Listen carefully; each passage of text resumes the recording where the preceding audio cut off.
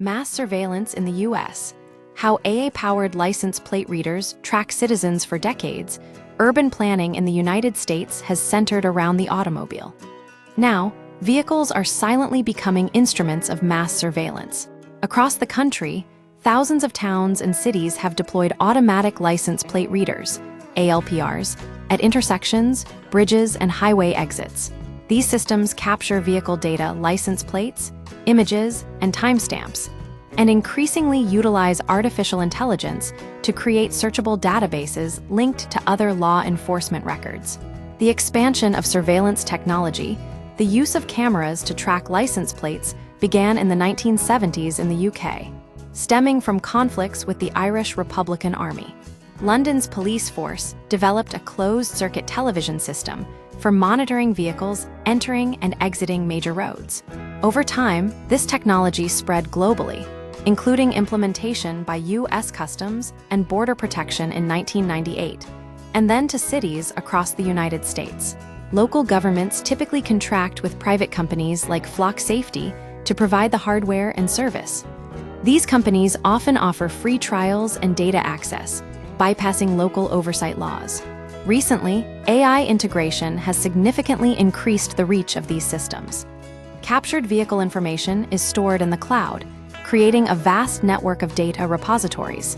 AI flags vehicles listed in crime databases, instantly alerting law enforcement.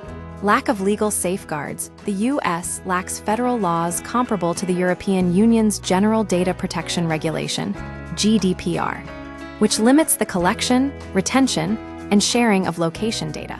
As a result, surveillance data in the U.S. circulates with limited transparency and accountability. This data can be repurposed beyond its original intent: traffic management, fines, or fugitive capture. With a simple shift in enforcement priorities, civil liberties groups like the American Civil Liberties Union, ACLU, and the Electronic Frontier Foundation, EF, have warned about these cameras for over a decade.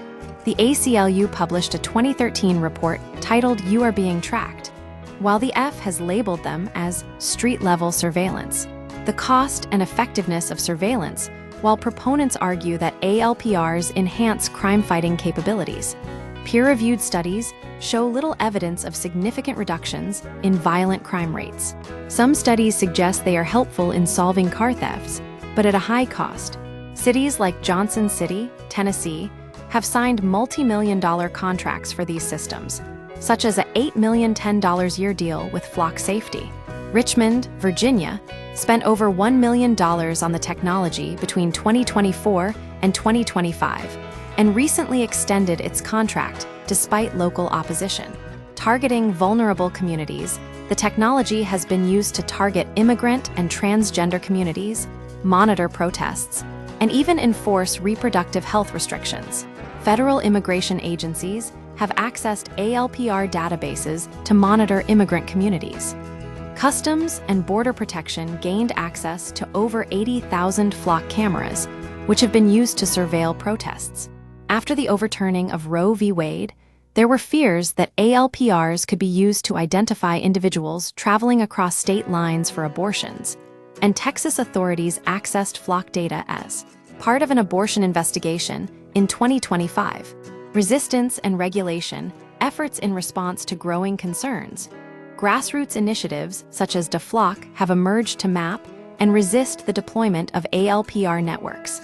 The movement frames these systems not as traffic technologies, but as part of an expanding government data dragnet requiring stronger oversight.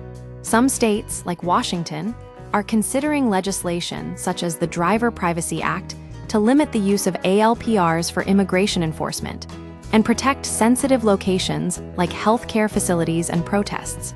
The expansion of AI-powered ALPRs represents a significant erosion of civil liberties. Without robust legal safeguards, this technology poses a threat to political opposition, discriminatory policing, and constitutionally protected activities.